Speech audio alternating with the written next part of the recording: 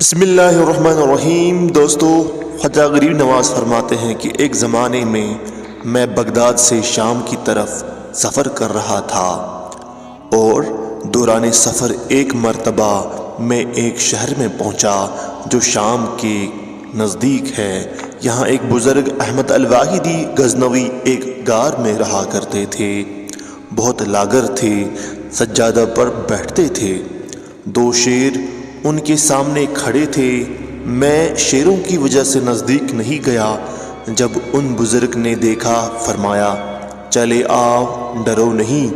اگر تم کسی کو ضرر ثانی کا قصد نہیں کرو گے، یعنی کہ کسی کو تکلیف نہیں پہنچاؤ گے، تو کوئی تمہیں بھی نقصان نہیں پہنچائے گا۔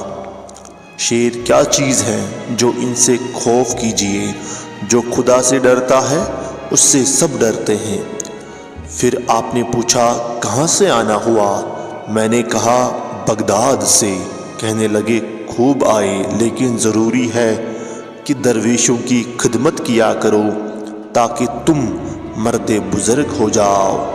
پھر فرمایا خلقت سے عزلت گزی ہو کر اس غار میں مقیم ہوا ہوں اور ایک چیز کے خوف سے 30 سال رونے میں گزر گئے ہیں۔ خواجہ غریب نواز فرماتے ہیں میں نے دریافت کیا وہ کیا ہے؟ آپ نے فرمایا وہ نماز ہے۔ جب میں نماز پڑھتا ہوں اور یہ دیکھ کر روتا ہوں کہ اس نماز کی کیا حقیقت ہے جو میں پڑھتا ہوں، کیونکہ اگر ذرہ بر شرط نماز فوت ہو جائے تو میرا سب کیا ہوا بیکار ہو جائے گا۔ پھر فرمایا اے درویش، گر حق نماز کا ادا کیا تو بڑا کام کیا، ورنہ عمر غفلت میں گزاری۔